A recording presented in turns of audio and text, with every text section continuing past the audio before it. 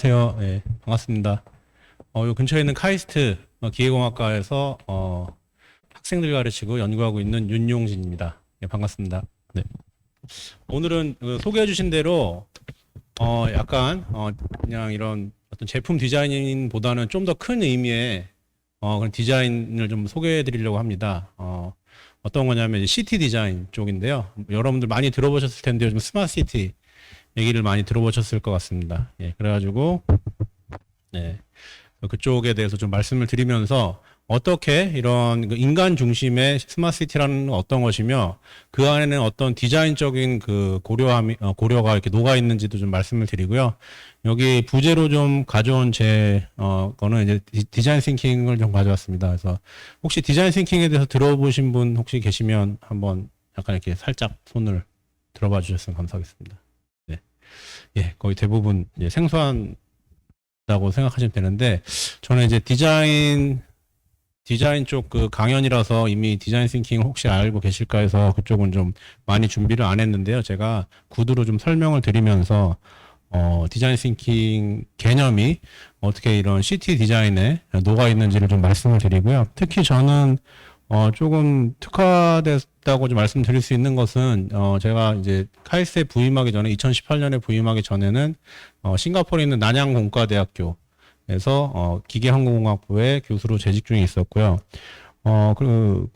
그렇게 싱가포르라는 나라는 알고 있었는데, 거기 있는 학교들에 대해서는 잘 몰랐었는데, 이제 가서 이렇게 한 8년 반, 9년 정도 교직 생활을 하면서 여러 가지 국가 프로젝트에 참여를 하면서 싱가포르라는 나라는 이렇게 해가지고 그 조그만 나라가 자원도 없고 그런 조그만 나라가 이렇게 지금 어떻게 보면은 뭐 나라 사이즈는 작지만 거의 도시국가지만 선진국의 반열에 올라설 수 있었구나 하는 거를 좀 많이 배웠습니다. 예. 그래서 카이스트에 와서도 지금 싱가포르의 난양공대 교수직을 유지를 하고 있고요. 방학 때는 꼭 싱가포르에 가서 그쪽에 이제 제 학생들도 있고 연구 시설도 있어서 방학 때는 그 여름 방학이나 겨울 방학에는 싱가포르에 가서 학생도 가르치고 연구 활동도 계속 하고 있습니다. 예. 예. 그래서 여러분들 싱가포르는 아시죠? 전 싱가포르 못 들어봤다. 예, 싱가포르는 아시죠? 예. 그러니까 이제 될 것 같아요. 예. 그래서 오늘은 그 스마트 시티 그 키워드는 디자인 베이스에서 특히 디자인 싱킹의 그런 컨셉에서 스마트 시티는 어떻게 구상이 되었고 그런 스마트 시티를 특히 동남아 그다음에 싱가포르에서는 어떻게 접근을 하며 어떤 식으로 사업화를 하는지 싱가포르라는 나라가 돈을 많이 벌고 있는데 혹시 싱가포르 그 GDP가 얼마인지 아세요? 대략? 싱가포르이 우리나라랑 비슷할 것 같다 이렇게 하시는 분들, 예. 싱가포르이 그래도 동남아 국가잖아요, 그죠? 저기 계시고 우리나라보다 약간 좀 GDP는 떨어질 것 같다 이렇게 생각하시는 분 없으시네. 그럼 대부분 다 많다고 생각하시는 것 같은데, 예, 예. 잘 알고 계신 바와 같이 이제 싱가포르 우리나라보다 한 GDP가 이제 국민 1인당으로 나누게 되면 예, 국민 1인당 소득이 우리나라의 한 2.5배 정도 됩니다. 거의 세계에서 우리나라도 많이 높은데 세계에서 가장 높은 수준이고 그에 맞춰서 생활비도 항상 세계에서 가장 높은 생활비를 자랑하고 있습니다. 그래서 돈도 많이 벌지만 그만큼 이제 비용도 많이 드는 나라긴 한데 예, 런던이나 이런 데 같이 예. 근데 우리나라도 뭐 서울만 봤을 때는 싱가포르 못지 않죠. 예. 그래서 그런 싱가포르의 자원도 없고 아무것도 없는데 어떻게 이런 인적 자원만 가지고 이렇게 성장을 할 수 있었는지. 예. 싱가포르이 독립한 지 이제 50년이 막 넘어갔는데요. 우리나라보다 좀 늦게 독립했는데, 말레이시아에서. 독립할 때는 우리나라 못지않게 못 살았어요. 예. 그 이콴유 수상이 독립할 때는 그래서 그런 나라가 어떻게 이렇게 고속 성장을 할 수 있는지도 제 발표에서 좀 보시면 잠깐 엿볼 수 있으실 것 같습니다. 네. 네. 잠깐 소개는 드렸지만 지금 난양공대에도 재직 중에 있고요. 이런 연구 활동 외에 3D 프린팅이나 이런 뭐 센서 연구 활동 외에 스마트 시티 특히 그 인간 중심의 스마트 시티에 대해서 관심이 많아서 연구 활동을 하고 있고요.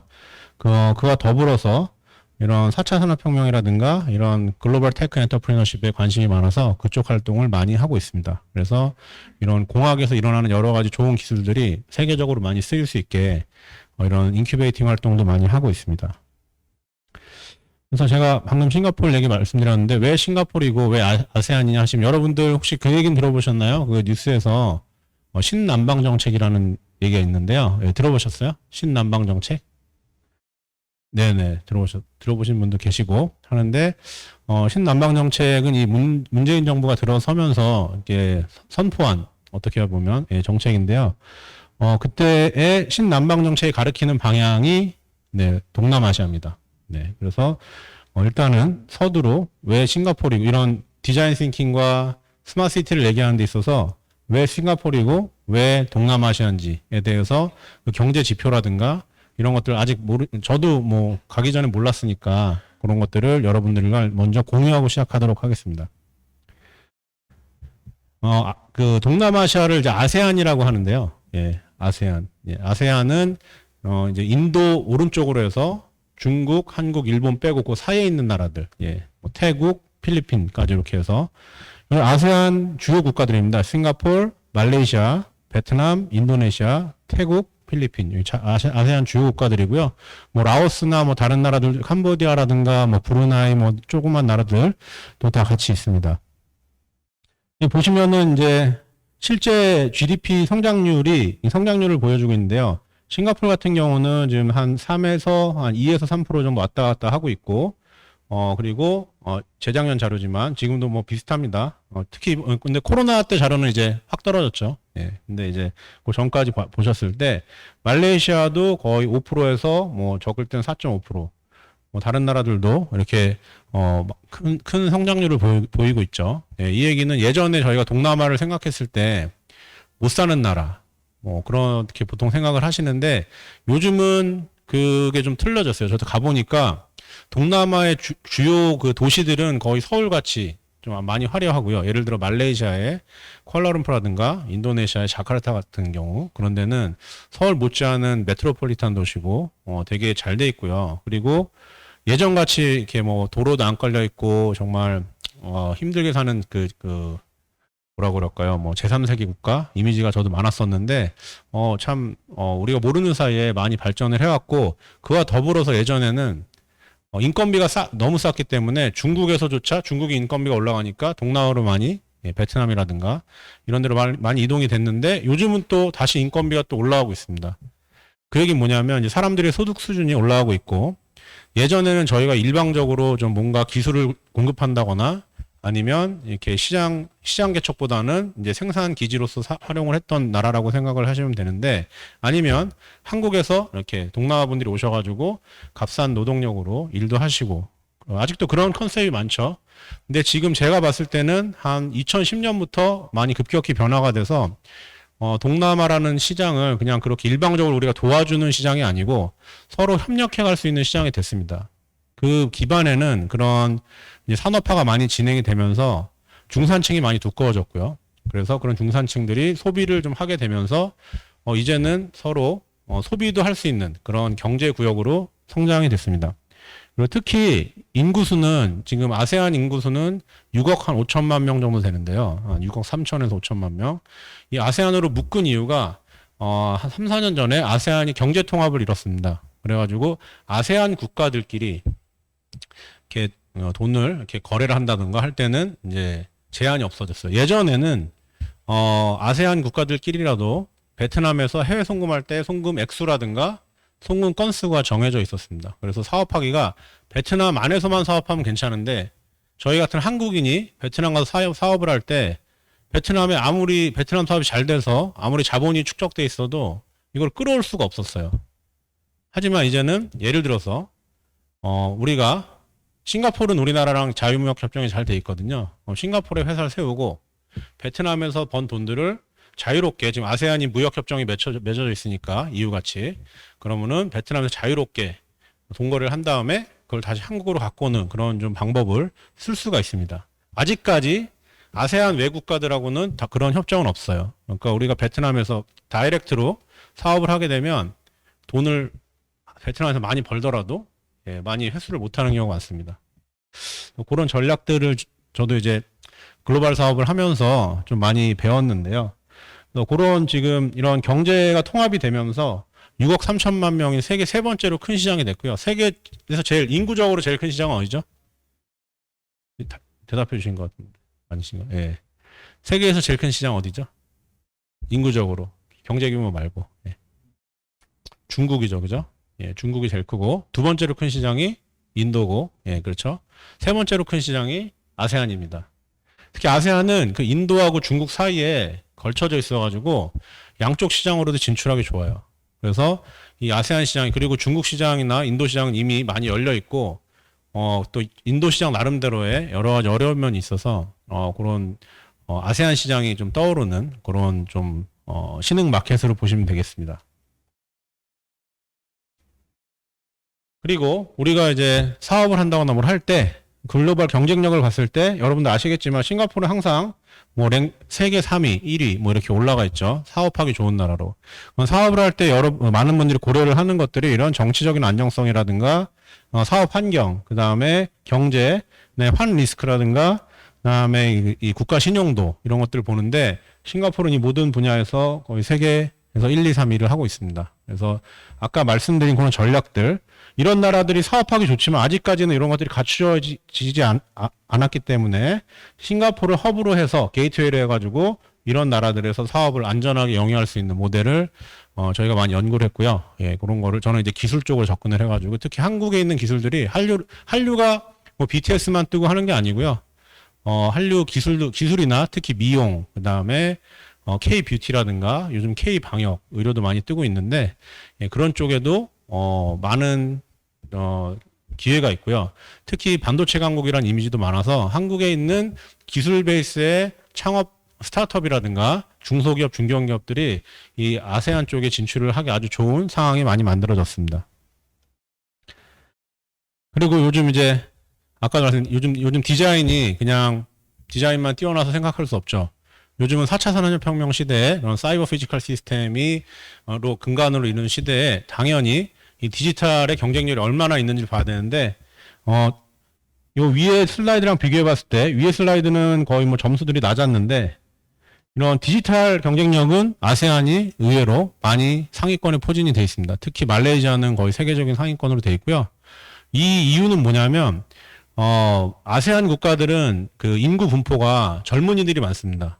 그래서 이따 보시면 아시겠지만 소개드리겠지만 60% 이상이 15살에서 30살 정도 되는 젊은 인구들이고 그분들은 PC를 경험해보지 못하고 바로 핸드폰으로 넘어갔습니다. 그래서 이런 OTT, 오버 더 탑이라는 이런 뭐 넷플릭스나 이런 것들을 바로 핸드폰에서 서비스 받는 그 핸드폰 중심의 셀폰 중심의 세대가 됐고요. 그래서 디지털 인프라가 바로 뛰어넘어서 우리나라 같은 경우 이제 뭐 전화기 뭐 이거 하다가 뭐 삐삐도 하고 뭐 하다가 이제 뭐 컴퓨터 하다가 이제 뭐 이제 이런 식으로 전 세대가 다 좀 공유했잖아요. 근데 아마 아세안 국가는 거의 대부분 그냥 바로 시작을 스마트폰으로 시작했다고 보시면 됩니다. 그래서 이런 스마트폰 관련된 사업에 이 익숙함의 정도가 아주 좋습니다. 그래서 그런 관련 사업을 하기가 너무 좋다는 거 말씀드리고요. 싱가포르가 한국을 비교해 봤을 때 이 PPP라는 건 소비자 구매력 지수인데요. 이제 버는 만큼 얼마나 쓸 수 있느냐 이겁니다. 그래서 간단하게 생각하시면 연봉 대비 뭐 생활비 수준이죠. 그래서 싱가포르이 의외로 연봉 대비 생활비가 낮다는 거죠. 한국도 괜찮습니다. 네, 근데 한국보다 구매력 지수가 한 2배에서 2배 반 정도 있고요. 그 다음에 예를 들어 창업 환경 밸류도 한국보다 인구가 거의 6분의 1 수준이죠. 뭐 6분의 1 넘어가죠. 싱가포르는 600만 정도 되니까 예, 한 뭐 훨씬 작은 나라인데 이런 스타트업의 밸류만 봐도 벌써 5배 정도 더 크게 경제적으로 뭐 크게 뭐 이런 대기업까지 쳤을 때는 뭐 한국이 더 크지만 이런 스타트업을 봤을 때는 아주 역동적으로 일어나고 있는 나라고 특히 그 글로벌 세계화 지수 같은 거는 뭐 싱가포르는 기본적으로 영어를 근간으로 하고 있는 나라이기 때문에 위치적으로도 동서양의 중간에 있기 때문에 글로벌 인덱스 지수가 많이 높습니다. 우리나라가 이게 참 국력에 비해서 많이 낮은 편인데요. 네, 이쪽은 많이 개선을 해야 된다고 생각을 합니다. 이게 뭐 언어만 있는 게 아니고요. 이런 문화도 좀 그렇고요. 예. 이 기업 활동을 할 때 문화적인 게 많이 큰 영향을 미치는데 언어적인 거야 뭐 이제 앞으로 구글 트랜슬레이시 점점 이제 인공지능으로 진화가 되면 많이 무너질 것 같은데 이 문화적인 소통이라든가 이런 것들이 저도 싱가포르 사람들이 한국이랑 일을 하기 너무 어려워해요. 예, 여러 가지 이런 일하는 방식이라든가 생각하는 게 달라서 그래서 제가 어떤 협회 같은 걸 만들어서 그 중간에 브리칭 역할을 하는 것도 하고 있습니다. 뭐 이런 상태고요. 그리고 이 싱가포르에서 비즈니스를 런칭해야 되는 이유가 뭐 이렇게 자금도 많고 아까 말씀드린 6억 3천에 시장으로 갈 수 있는 게이트웨이이기도 하고 그다음에 세계에서 가장 비즈니스하기 좋은 월드뱅크에서 1위를 받았는데 그렇고 뭐 정부 지원도 많고 정부 지원 우리나라도 많죠. 예, 이런 상태고 뭐 원만 스타트업도 많다고 하는데 뭐 이런 것들도 다 이유긴 하지만 제가 봤을 때는 이런 여러 가지 그 행정 프로세스라든가 행정 프로세스가 상당히 간소하고요.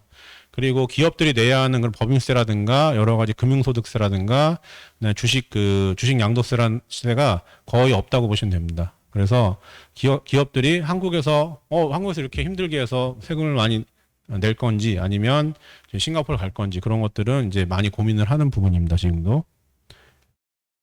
그래서 정리를 하자면 이런 동남아시아, 특히 싱가포르이고 왜 동남아시아냐면 1번은 시장이 크다는 거, 6억 3천 시장이 있다는 거가 있고요. 지금 6억 5천 정도 됐는데 그 다음에 두 번째는 이 6억 5천 시장이 이제 막 이제 거꾸로 가는 시장이 아니고 이제 신생 시장이라는 거죠. 이제 성장률이 5% 이상을 보이는 그런 신생 시장이고 더 매력적인 거는 아까 말씀드린 60%의 인구가 거의 젊은 인구라는 거죠. 예, 그래서 이런 디지털을 받아들이는 데 있어서의 유연성이라든가 향후에 우리나라나 중국이나 일본이나 싱가포르는 좀 예인데 다 노인 사회죠. 예, 이제 고령화 사회로 접어들어서 그쪽 이제 실버 산업들이 많이 좋아질 상황이긴 한데 어찌됐든 그 나라가 구매력을 가지고 쭉 치고 올라가려면 젊은 인구들이 많아야 되는데 이런 동남아는 좀 그런 게 갖춰져 있습니다. 하지만 잘 알려져 있지 않다는 시장. 그래서 이렇게 이건 넘어가도록 하겠습니다. 그래서 이제 싱가포르이 우리나라가 신남방 정책을 이렇게 표방을 하면서 신남방 정책은 기존에 우리나라가 주요 무역 상대국이 있었던 미국이라든가 일본, 중국, 러시아가 이제 4대 무역국인데 거기에 5번째 메인 무역국으로 아세안을 지정을 했습니다. 예, 그래서 그런 신남방 정책이 이런 경제적인 이유, 이런 이유로 많이 이제 주창이 되었던 거고요. 올해부터 더욱 더 그런 일들이 저한테 의뢰가 많이 들어오는 거 보니까 점점 많아지고 있는 것 같습니다. 그래서 아세안과 어떻게 하면 협력을 해서 이런 디자인 싱킹 아니면 제품 디자인 아니면 스마트 시티 디자인 모두 다 협력을 하고 있고 특히 최근에는 인도네시아가 이제 우리나라 같이 이제 행정 수도를 자카르타에서 보르네오 섬에 있는 다른 데로 옮겼는데 그 도시를 캐피탈 시티를 다시 재건을 하는 건데 그거를 우리나라랑 같이 하기로 했어요. 그래서 우리나라의 세종시 스마트 시티 모델을 좀 했으면 좋겠다 해서 그런 긴밀한 관계도 있습니다. 거기에도 제가 좀 관여가 돼 있어서 이제 원래 작년 12월 말 1월 초에 자카르타에 갔다 왔는데 그 후로 원래 가야 되는데 코로나 때문에 원격으로 이렇게 진행을 하고 있습니다. 그래서 이런 배경을 잠깐 살펴봤고요. 지금 이제 시간이 그 사이 많이 지나갔는데 빨리 진행하도록 하겠습니다. 그래서 제가 이제 두 번째 키워드를 말씀드릴 거는 이제 디자인 싱킹의 휴먼 센터드, 인간 중심의 디자인 싱킹 기반으로 하는 스마트 시티, 디지털 트랜스포메이션 이런 거에 대해서 실제 사례를 좀 공유를 드리려고 하고요. 그 중에 제가 갖고 온 건 오늘 스마트 시티, 스마트 네이션 프로젝트라고 싱가포르에서는 스마트 시티라고 안 하고요. 시티가 네이션이기 때문에 스마트 네이션 프로젝트라고 해서 SNP라고 부릅니다. 그래서 싱가포르에 좀 사례를 드리는 이유는 싱가포르의 디지털 트랜스포메이션의 거의 선두 국가로 지금 뭐 세계 1, 2위를 하고 있고요. 찾아보시면 그리고 스마트 시티 인덱스라는 게 있습니다. 얼마나 시티들이 스마트화돼서 스마트 시티 되는지 봤을 때 스마트 시티 인덱스 1위를 지금 발표한 지 한 5년 됐는데 계속 싱가포르에 하고 있어서 그런 싱가포르의 케이스를 좀 보게 되면 우리나라의 스마트 시티 특히 디지털 트랜스포메이션 할 때 어떠한 방향으로 나아가는지에 대해서 이쪽에서 먼저 좀 경험을 하고 있기 때문에 배울 게 많을 것 같아서 저는 좀 이쪽을 좀 보고 있습니다. 싱가포르는 건국한 지는 이제 1965년에 건국을 해서 처음에는 이렇게 그 산업화의 우리 예전 같이 산업화에 중심된 이런 발전 계획을 따라왔고요. 그 다음에 이런 산업화를 재구조 조정을 하고, 그 다음에 여러분들 아시겠지만 싱가포르 하면은 예전에는 지금은 뭐 당연히 금융도시, 뭐 무역 허브 이렇게 돼 있는데 예전에는 제조업 중심이었습니다. 제조업 중심을 리스트럭처링 해가지고 다시 구조를 바꿔서 이런 capability building and economic diversification이라고 이제 보시면 이게 뭐냐면 이런 경제 구조를 좀 다각화해가지고 금융이라든가 이런 무역 쪽에 좀 집중을 하게 됐습니다. 그리고 나중에는 이제 산업적으로 봤을 때 이제 날리지 베이스의 이코노미를 하면 이건 뭐냐면 이런 정보화, ICT 산업의 그런 고부가 가치 산업으로 많이 변형을 시켰고요. 제조도 스마트 매니팩처링. 우리나라도 많이 하죠. 그리고 그다음에 이런 정보 고도화를 통해서 좀 의료 쪽 그런 산업을 그러니까 노동은 많이 적게 들어가고 좀 많이 부가가치를 창출할 수 있는 그런 쪽으로 많이 바꿨고 최근에 스마트 네이션 이코노미라고 아예 명명을 해서 10년 정도의 우리나라 예전에 경제개발 5개년 계획 같이 이렇게 10년 정도의 2025년까지 로드맵을 짜서 진행을 하고 있는데 싱가포르 이런 로드맵이 무리 없이 진행되는 이유는 여러 가지 있겠지만 당연히 자금적으로도 충분하고 근데 제가 봤을 때는 정치적인 안정성이라고 할까요? 어떻게 보면 여러분 아시겠지만 싱가포르 한 당이 계속 집권을 하고 있기 때문에 어떤 정책을 발표했을 때 꾸준하게 이렇게 개발을 할 수가 있습니다. 그래서 스마트시티를 발전시키기에는 좀 최상의 조건을 갖추지 않았나 그렇게 생각을 하고 있고요. 그래서 2004년부터 이 싱가포르에 이 버짓을 예산이 쓰인 걸 한번 보시면 요때쯤에 2010 요때 이제 스마트시티 하자고 나왔죠. 스마트 네이션. 이런 거버넌스에 처음에는 많이 쓰이다가 이때 한번 그 2011년 선거 때 폭동도 일어나고 거의 그 아까 말씀드린 집권 여당이 뒤집힐 뻔한 사건이 일어났습니다. 보통은 이제 야당이 이제 10% 미만을 가져가고 여당이 90%에서 왔다 갔다 하는데 이때 야당이 30%가 넘어왔어요. 그러니까 여당에서 이제 이칸유당이죠. 그쪽에서 놀래가지고 그때부터 이제 좀 잘 챙겨야겠다 도시민들을 이제 사람들이 그냥 이렇게 따라오지 않는구나 해서 이때부터 예산을 시티즌 쪽에 집중을 하기 시작했고 그때 마침 떠오르던 화두가 스마트 시티였고 그러면서 이런 테크놀로지 이노베이션 쪽에 많이 투자를 하게 됐습니다. 그래서 이쪽에 2016년 이때 보시면 테크놀로지 이노베이션 쪽하고 시티즌 쪽하고 그 다음에 경제 쪽에 이렇게 세 가지 분야에 집중을 하고 있는 모습을 보실 수가 있습니다. 텍스는 많이 줄어들었죠. 제가 요때 갔는데 텍스 없을 때 가서 계속 요때 텍스 많이 걷었나 봐요. 그래서 우리나라는 좀 요때 있는 것 같습니다. 우리나라도 이렇게 갔으면 좋겠는데 텍스가 많이 올라오고 있습니다. 그래서 요 그림하고 다음 그림이 여러분들 보시면 이제 싱가포르의 스마트시티의 핵심 장표라고 보시면 될 것 같고요. 보시면 여기 키워드로 스마트하고 서스테이너블하고 지속 가능하고 그다음에 살기 좋은 그런 아시아에서 가장 이제 리딩하는 시티를 만들겠다 했고 그리고 여긴 이 키워드가 이노베이션 그다음에 커머셜라이제이션 솔루션 이렇게 돼 있죠. 그래서 여기 중요한 키워드가 다 들어가 있는데요. 그 중에 보실 거는 이런 건 그냥 많이들 하는 얘기인데 요 커머셜라이제이션을 보셔야 됩니다. 그래서 싱가포르는 그냥 스마트시티를 자국민이 잘 살 수 있게 만드는 게 아니고요. 이 친구들의 목적은 모델하우스 같은 스마트시티를 만들어서 해외에 파는 겁니다. 그게 목적입니다. 그래서 좀 어떤 식으로 진행을 하냐면 요게 이제 중요한 슬라이드인데요. 이 싱가포르의 전략인데 보시면은 이 싱가포르를 레퍼런스 사이트로 만드는 거예요. 그런 여러분들 좋은 아파트 가면 그 모델하우스 있잖아요. 모델하우스를 만들 때 하물며 아파트 단지만 지어도 거기 시공업체들이 많이 붙잖아요. 이게 컨소시엄이 붙는데 시티를 짓는데 새로 이제 개발하는데 세계에서 가장 유명한 회사들을 다 불렀습니다. 그래서 너희들이 제일 잘할 수 있으면 와가지고 한번 들어가 보자 해서 이 친구들은 원래 스타일이 죄송합니다.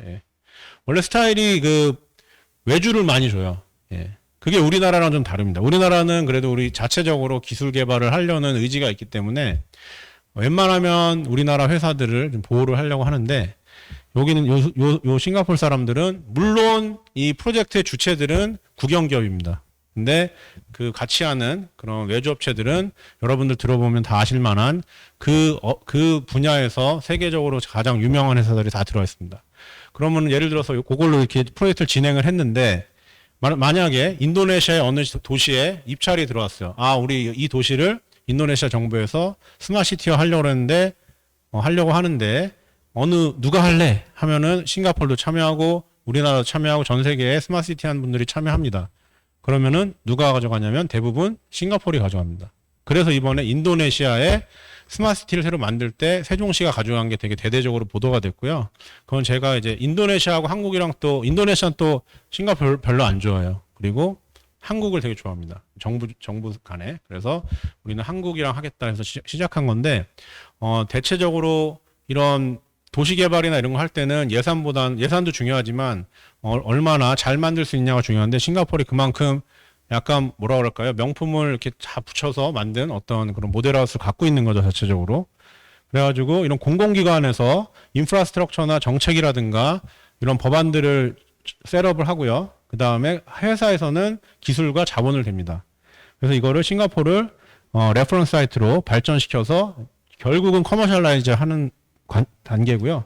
요게 이제 이네들의 플랜이고요. 그리고 이거를 해외에 수출하는 글로벌 마켓에 이 도시 전체를 수출하는 그런 모델로 되겠습니다. 요 사이에 이런 디벨롭하고 테스트베드 하는 과정에서 일어난 여러 가지 4차 산업혁명 관련된 아니면 혁신 디자인 관련된 일들은 이 싱가포르 안에 있는 연구기관이라든가 학교들이 맡아서 이 안에 있는 학교들이나 연구기관들의 그 역량도 많이 같이 올라가게 되어 있습니다. 그래서 여러분들 검색해 보시면 아시겠지만 뭐 관심이 있으시면 싱가포르에는 국립대가 3개인가 4개밖에 없어요. 그중에 종합대학이라고 할 수 있는 데가 NUS랑 NTU가 있습니다. 그래서 NUS랑 NTU의 세계 랭킹은 2개밖에 없으니까 그 돈 많은 나라에서 2개에다 투자하니까 잘 될 수밖에 없겠죠. 그래서 NTU는 세계 랭킹 한 10위 정도 되고요.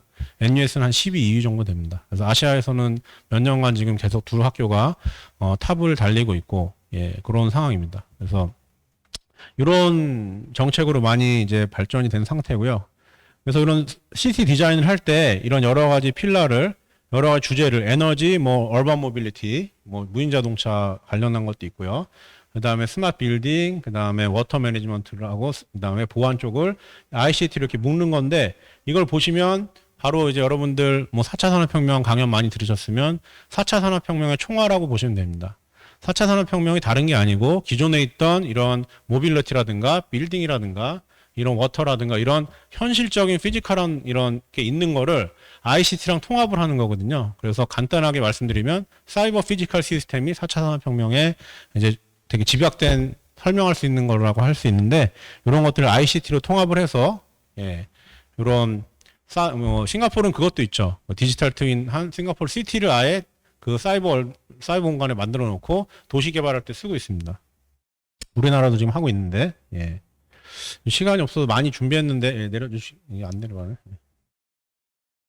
그래서 여기서 좀 디자인 싱킹을 말씀을 드리려고 그랬는데, 시간이 좀 없어서 좀 넘어가도록 하겠습니다. 네, 이거 넘어가고요. 그래서 요거 동영상 하나 틀어주시겠어요? 요 동영상이 좀 싱가포르의 스마트 시티가 어떻게 진행되고 있는지 보여주는 겁니다. 음성이 안 나오는데 좀 싱가포르에 이제 여기가 이제 우리나라 보면 여의도 같은 데인데요. 음성이 안 나오나요? 음성이 꺼져 있는 것 같은데 음성 아까 나오는 거 체크했었는데요.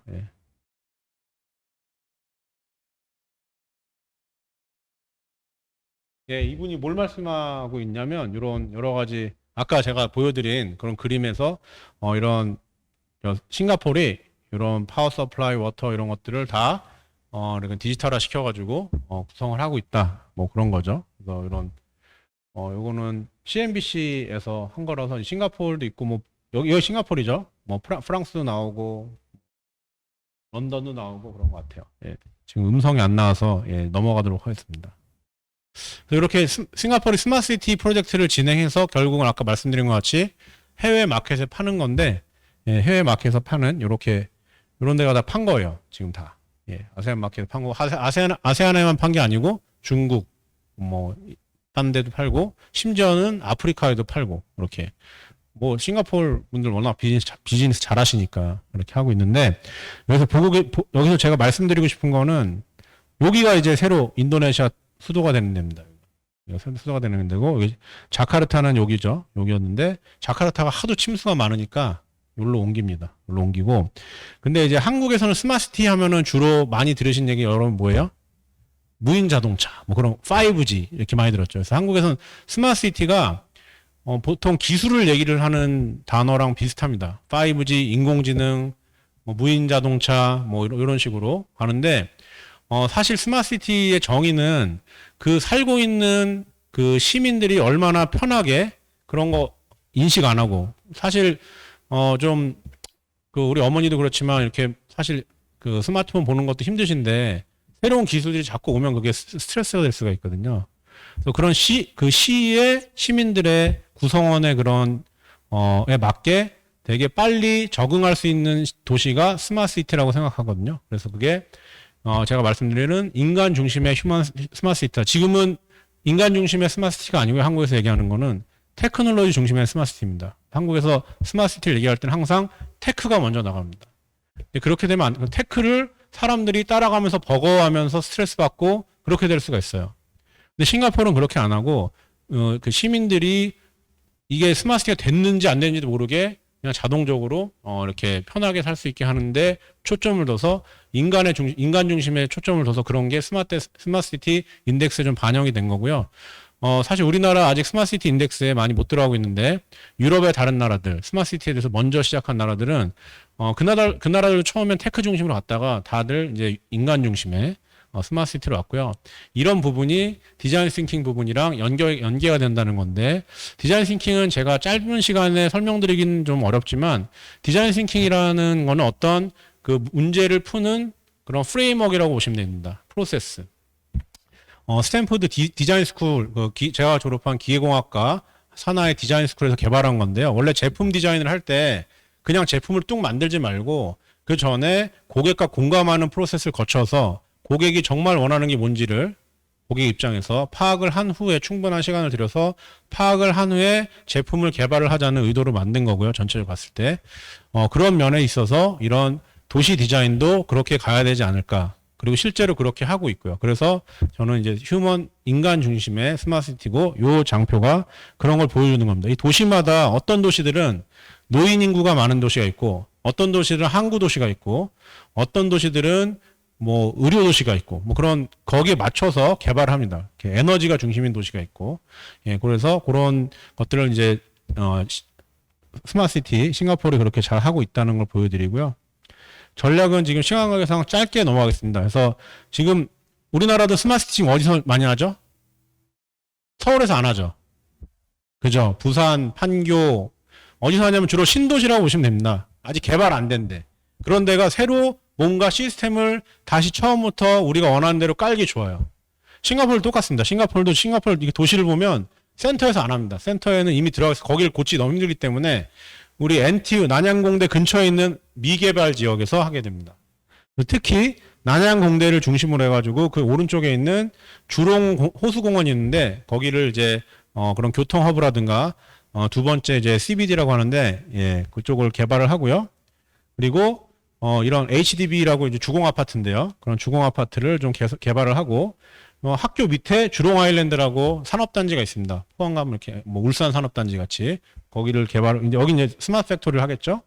학교 바로 붙어 있는 데가 클린텍 파크라고 해서 무인 자동차랑 여러 가지 테스트를 하는데 이 NTU하고 클린텍 파크의 사이즈를 합치면 그 판교 신도시 2개 있죠. 그 2개 사이즈 정도 됩니다. 그 안에 살고 있는 사람도 한 10만 정도 되고요.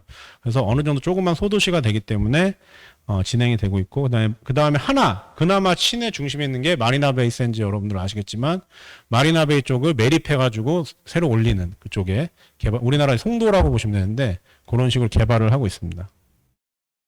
이게 지금 그래서 NTU의 스마트 캠퍼스를 스마트 시티로 확장하는 프로젝트에 제가 참여를 했었는데요. 여기 NTU 사이즈가 있고 그다음에 여기가 이제 클린텍 파크 있죠. 여기에는 빌딩이 NTU에만 한 200개 정도 있고요. 그 중에 200개가 300개 있고 지금 한 100개 정도 새로 지으면서 다시 진짜 시작을 하고 있고 이런 걸 하는 회사, 이런 하는 기관들은 이게 다 정보기관들인데요. NTU 안에 있는 정보기관들입니다. 정보기관들이 주관을 하고 여러 가지 이제 국제 글로벌 MNC 대기업들이 참여해서 시작을 하고 있고요. 예. 이건 제가 빨리 넘어가겠습니다. 요거 한번 틀어주시겠어요? 요거 틀고 거의 마무리하도록 하겠습니다. 소리가 나야 되는데 소리가. 예, 이게 NTU 보여주는 건데 지금 소리가 안 나가지고 제가 이제 육성으로 해드리면 에코 캠퍼스 이렇게 개발을 하는데 이게 이제 스마트 캠퍼스, 스마트 시티의 시티라고 보시면 됩니다. 거의 이제 면적이 예, 판교 신도시 한 2개 정도 되는 면적이고요. 이런 에너지, 그다음 워터, 뭐 이런 웨이스트 이런 것들을 절감을 하겠다. 그래서 이렇게 실제로 이렇게 돼 있고요. 예. 난양공대에 많이 오셨어요. 스마트 시티 이제 세종이나 이런 데 하실 때 어떻게 개발을 하나 많이 오셨고, 네, 그래서 이런 여기 다 싱가포르 정부 공기업입니다. 예, 공기업들이 주관을 하고 여러 가지 이제 그런 회사들이 예, 연구도 진행을 하면서 뒷단으로 가야 되는데 일단 뭐 시간이 얼마 남았죠? 예. 5분 남았나요? 예, 예. 뭐 에너지 매니지먼트도 당연히 하고 빌딩에는 BEMS라고 그러죠. 빌딩 에너지 매니지먼트. 그다음에 요거는 여기 해외에 있는 그런 노비아라는 지금 이번에 세종에도 사실 이쪽에서 제가 소개시켜 드려서 세종에도 똑같은 시스템이 지금 들어가 있습니다. 그래서 그런 지금 무인자동차 실증 단지가 우리나라 치면 그런 게 이미 한 거의 8, 9년 전부터 많이 데이터 수집도 하고 지금 어느 수준이냐면 2018년부터 무인자동차 택시가 다니고 있습니다. 싱가포르에서. 그래서 여러분들이 뭐 카카오 택시 같은 거 부르면 특정 지역에서는 무인자동차 택시가 옵니다. 이게 좀 규제랑 관련이 있는 건데 여기 규제를 다 풀어버렸어요. 그래서 막 일반 차량에 다닐 수 있게 하고 물론 연구가 이제 충분한 연구가 기반이 된 상태에서 해서 그런 거고요. 예. 이렇게 하고 있고, 인더스트리 콜래보레이션은 예, MNC라는 거는 이제 되게 큰 대기업 뭐 애플, 뭐 마이크로소프트 이런데 롤스로이스 그런 데입니다. 예. 이렇게 하겠다 하는 건 이거 넘어가도 될 것 같습니다. 예. 하고 이런 식으로 이렇게 전체 조감도인데 이 안에 뭐 무인자동차라든가 나비아라든가 이제 볼보가 같이 들어가 있고, 그다음에 뭐 에너지 세이빙 그 파워 엘렉트릭 그 매니지먼트 시스템 하는 데는 뭐 슈나이더라든가 이런 글로벌에 잘하는 기업들이 다 들어가 있고요. 네, 그럼 이건 넘어가겠습니다. 그래서 마지막으로 이제 제가 인간 중심의 아까 방금 잠깐 말씀드린 인간 중심의 스마트 시티에 대해서 말씀드리면 예, 자꾸 올라가네. 죄송합니다. 이런 여러 가지 요소 기술들이 있는데 지금 무인 자동차도 좀 보여드리고 하는 건데 무인 자동차를 사용할 때 예를 들어서 막 사람들이 이제 새로운 이제 테크가 들어오면 겁이 나잖아요. 무인 자동차 타기 싫고. 그런데 그런 것들에 대해서 먼저 좀 고객들이 그 시민들이 전혀 불편함을 들릴 제일 최소화하면서 도시 개발을 하는 게 싱가포르의 이제 방법이고요. 여러 가지 동영상을 준비했는데 시간 관계상 예, 넘어가고 이런 식으로 이제 그 디자인 싱킹의 핵심이 그 고객의 그런 니즈를 정말 고객의 입장에 되어서 해보는 공감이라면 스마트시티의 핵심도 우리나라 제 생각에는 전 세계적인 트렌드는 테크놀로지가 아닌 뭐 5G를 얘기하고 인공지능을 얘기하고 그다음에 뭐 이런 여러 가지 뭐 그런 자율주행 자동차를 얘기하는 것보다는 그 전에 그런 기술들이 이런 도시라는 피지컬한 공간에 적용이 됐을 때 얼마나 도시민들이 편하게 불편하지 않고 살 수 있는가. 예, 그걸 고민해 봐야 된다고 생각하고요.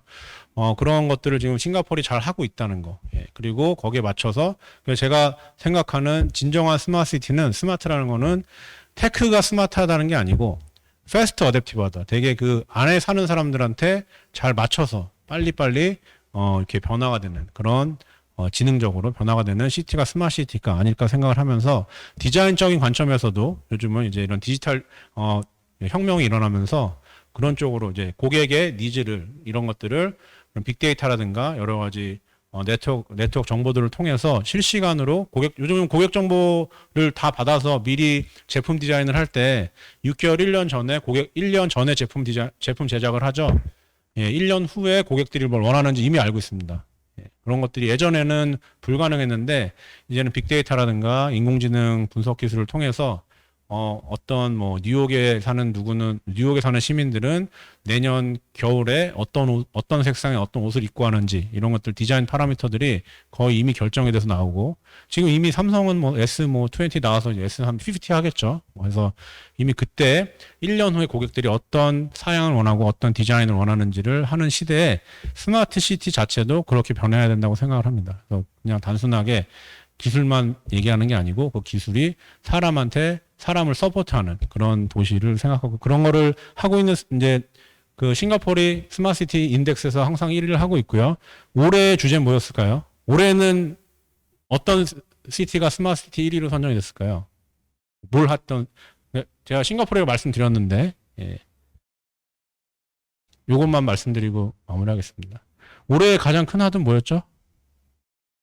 코로나였죠. 그렇죠. 그래서 올해의 스마트시티는 코로나를 가장 잘 컨트롤하고 그다음에 국민들이 불편하지 않도록 생활에 한 나라가 1위를 했습니다. 거기가 지금 싱가포르이 됐고 싱가포르 중간에 노동자들이 확진자가 많아져서 확 올라가긴 했는데 지금 몇 달째 지금 영어로 유지를 하고 있습니다. 그리고 저도 이제 싱가포르에서 왔다 갔다 하긴 하는데 싱가포르 사람들이 좀 정부 정책을 잘 따라하는 것도 있지만 항상 이렇게 QR코드를 찍고 하는 것도 있지만 우리나라보다 좀 잘 하는 것 같아요. 워낙 또 무서우니까 아마 곤장도 맞고 해야 되니까 예, 하는 것 같은데 그런 걸 이제 통제 속에서 그래도 어느 정도 자유로움을 느끼면서 아직 이제 편하게 생활을 하고 있는 상태고요. 하여튼 뭐 그런 것 때문에 지금 싱가포르이 1위를 했고 우리나라도 참 잘했는데 한국에 비해서 많이 알려지지 않았고 그렇지만 뭐 아직 한 그런 것들은 그런 게 사실 스마트시티랑 많이 오늘 말씀드린 스마트시티랑 많이 연관이 있는 거거든요. 그런 기술들이 사람들을 트래킹하고 이렇게 하는 기술들이 사람들이 불편하지 않게 사람들을 지키는 선에서 어떻게 이루어져야 되는데 그게 참 어려운 거죠. 예. 싱가포르에서 그런 건 참 배울 게 많을 것 같습니다. 그래서 그런 스마트시티를 잘 가꾸어 가고 있는 싱가포르이 이렇게 뭐 텐진, 뭐 광저우, 난징 이런 데도 다 계약을 해서 다 따고 있고요. 뭐 인도, 뭐 인도네시아, 뭐 아프리카 다 거의 뭐 독점을 하고 있다고 보시면 됩니다. 네, 싱가포르이 이런 스마트시티로서 위상을 잡아가면서 세계에서 이렇게 좀 스마트시티 선도 국가로서 지금 독점을 하고 있다고 보고 우리나라도 이제 가능성이 없지 않습니다.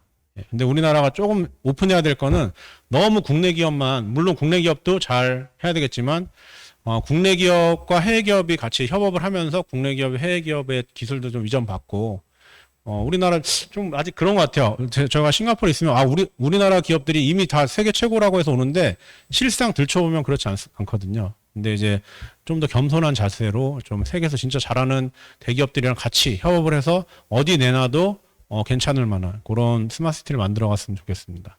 네, 감사합니다. 예.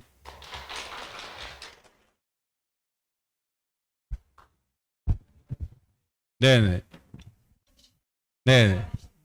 네. 지금 가장 뭐 잘못된 게 하나 뭘 얘기했을까요? 아, 그래요? 예. 네, 저도 거의 자문위원도 하고 많이 하고 있는데요. 물론 잘 되고 있는 것도 많고 잘못되고 있는 것도 많기 때문에 제가 뭐 자문도 하고 이렇게 같이 머리 맞대고 연구도 하고 있는 것 같은데요. 예. 좀 여러 개도 있고 좀 민감한 부분이라서 나중에 따로 말씀드리도록 하겠습니다. 녹화되고 있는 것 같은데. 예. 그래도 계획도시 치고는 좀 명품이 아닌 것 같아서 좀 실망이거든요. 저희 봤을 때. 네네, 그런 의견이 좀 많이 있어가지고요. 예, 어떻게 많이들 좀 전문가분들이나 이런 분들이 많이 노력을 하려고 하고 있는데, 제가 뭐 간단하게 뭐 좀 개요 정도로만 말씀을 드리면 아까 말씀드린 것 같이 싱가포르이 이렇게 할 수 있는 이유는 다양한 되게 아이러니컬하게도 다양한 의견을 수용하지 않는 나라라서 그런 것 같습니다. 예, 예. 그래서 그냥 우수한 지도 세력들이 싱가포르는 정말 상위의 우수한 인재들을 어릴 때부터 발굴해서 국가적으로 육성을 시켜서 그 사람들을 행정에 투입을 하거든요. 그런 사람들 그리고 다른 사람들 그냥 그 사람 믿고 따라갑니다. 연봉도 뭐 거의 뭐 은행원들 연봉이면 거의 뭐 연봉 미니멈 5억이죠. 예, 5억 정도 다 주면서 이렇게 쭉쭉 싱가포르 공무원들은 연봉이 따로 책정이 안 돼 있고요. 전체 연봉의 상위 몇 프로의 에버리지를 받게 되어 있습니다. 그래서 뭐 그 비리도 없죠. 돈도 많이 벌고 하니까. 사람들이, 이 사람들 우수한 사람들이 만든 정책이 하면서 따라가는. 그런 게, 그러니까 지금 코로나 사태에서도 비민주적인 국가가 잘하고 있어요. 이런 통제를 해야 되니까. 근데 우리나라는 그래도 민주적인, 정말 세계에서 보기 드문 민주화된 국가이기 때문에 그런 상황에서 이 정도 하고 있다는 건 좀 잘한다고 보는 거고, 스마트시티 비슷한 맥락에서, 예, 그 이해가 가기도 합니다. 이게 좋은 면도 있지만, 좀 안 되는 면도 그렇지 않을까. 예전에 사실 스마트시티 나오기 전에 이름 바꿔서 뭐 UCT라든가 뭐 비슷한 컨셉 많았어요. 근데 정권이 바뀌거나 할 때마다 계속 바뀌죠. 그래서 그러다 보면 폐해가 계획 수립해서 좀 하려고 그러면 다시 해야 되고, 옛날 거 버리고 뭐 이런 것들이 있기 때문에. 근데 싱가포르는 정권이 계속 유지가 되고 있기 때문에 그런 게 없습니다. 가장 아쉬운 게 한 가지만 얘기한다면 뭐 그런 겁니다. 예. 좀 근데 그거를 바꾸기는 어렵죠. 예. 그래서 예.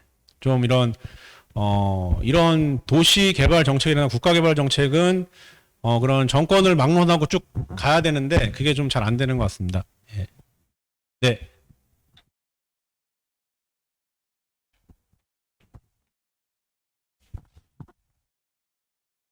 싱가포르에 대해서 질문 드리고 싶은데 아까 싱가포르에서 네네. 그 코로나 대처 되게 잘한 나라 1위로 뽑혔다고 했는데 네네. 제가 알기로 이제 말레이시아에서 싱가포르로 일을 하려고 많이 이렇게 출근하려고 이렇게 거주는 말레이시아에서 하고 싱가포르에서 네네. 많이 일을 하러 온다고 알고 있는데 그런 인구 유동이 많은 상황에서 어떻게 대처를 잘 했는지 궁금해서 제가 자세히는 모르는데 인구 유동을 막아버렸습니다. 그냥 아예.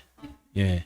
아예 그 다리가 두 개 있는데요. 이렇게 위쪽이랑 저기 예, 우들랜드랑 이쪽 투아스 쪽에 두 개가 있는데 다 막아버렸습니다. 그래서 거기 물류 이동만 허락하고요. 인력 이동은 다 막아버렸고요. 예. 공항도 거의 폐쇄하다시피 하고 예.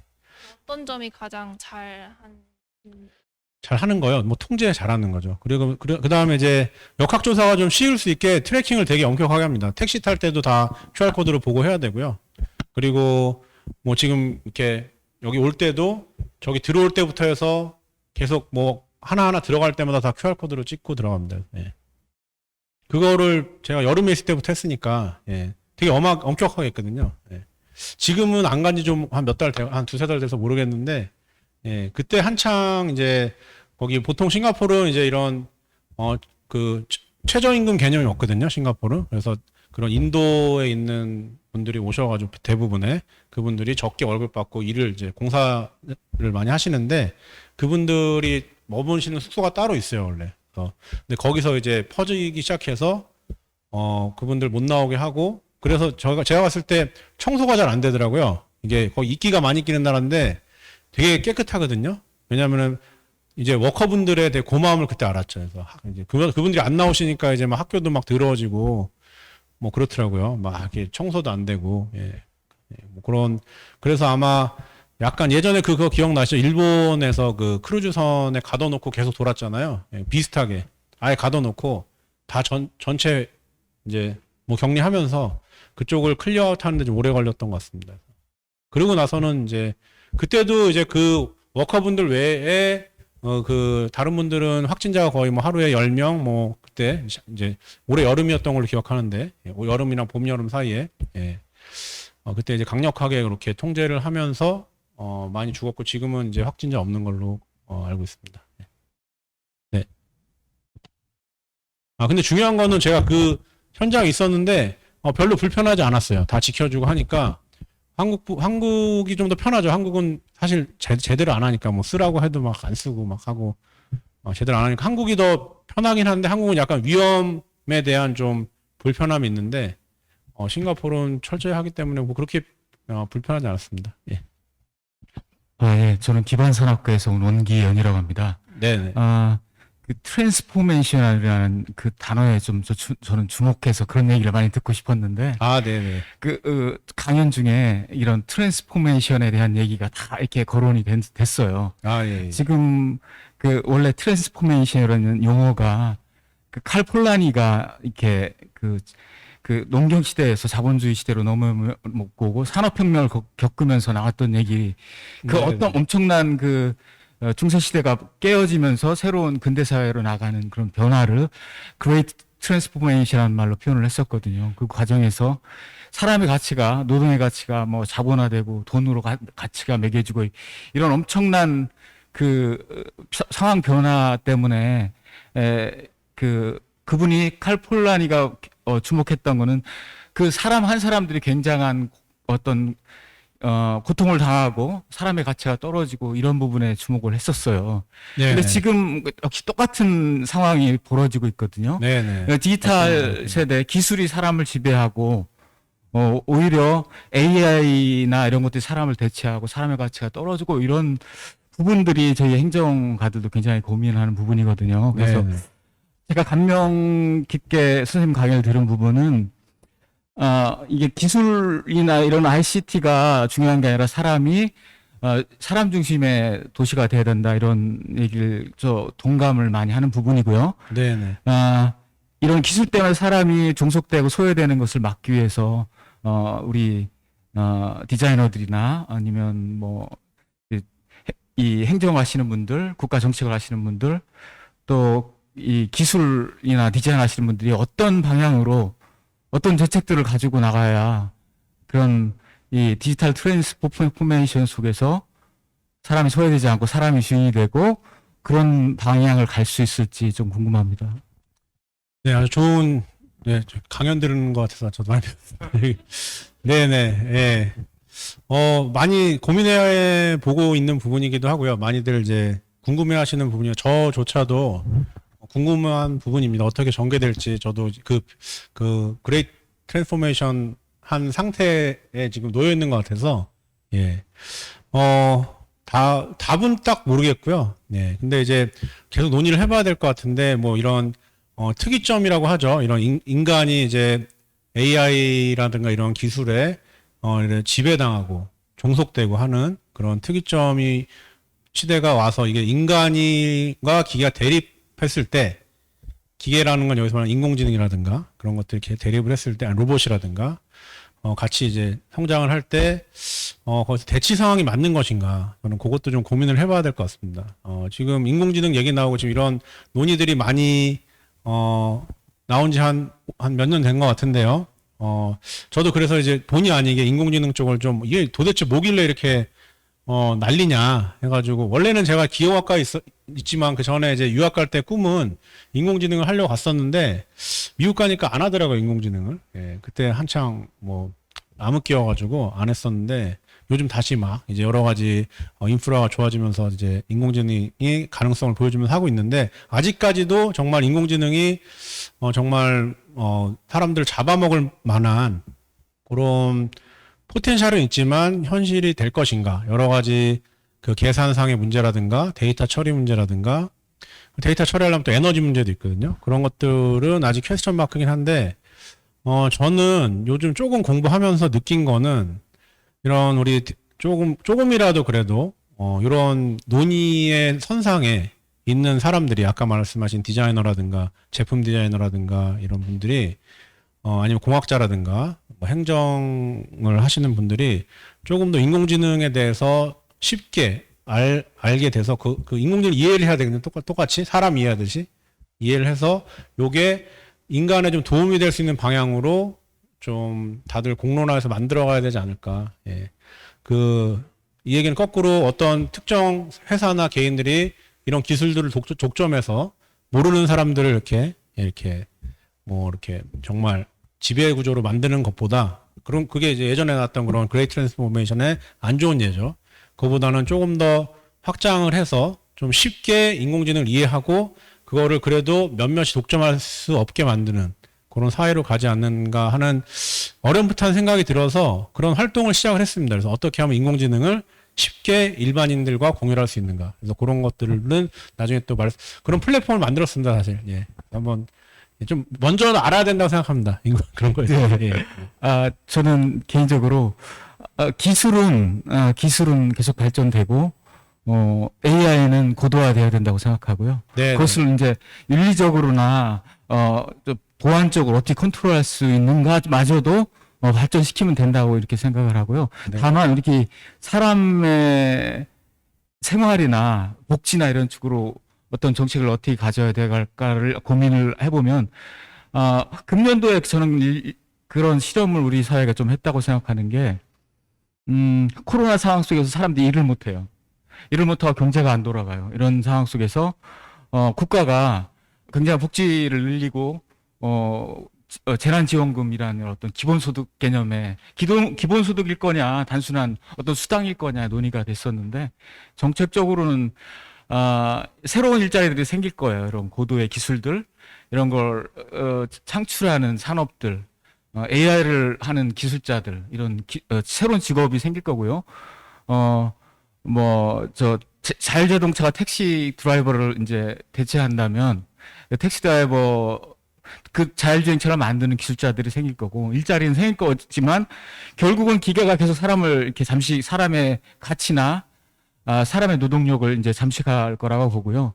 결국은 복지사회로 가야 된다고 생각합니다. 이게 네, 뭐 기본소득이라든가 아니면 뭐 이런 세금 수당이라든가 이런 것 쪽으로 해서 로봇세 이런 거. 일하지 않아도 이렇게 돈을 받는 사람들이 생길 수밖에 없다고 생각합니다. 네, 저도 뭐 개인적인 생각입니다. 저도 많이 동의하는 바입니다. 네. 강연자분이 계셔서 제가 너무 재밌어서 말씀을 도저히 끊을 수가 없었습니다. 그래서 저희가 따로 교수님 시간은 저희가 한 번 또 마련을 해야겠습니다. 조금 더 딥한 얘기를 할 수 있도록. 예, 오늘 정말로 많이 좋은 얘기를 해주신 윤용진 교수님께 큰 박수 부탁드리겠습니다. 감사합니다. 감사합니다. 네.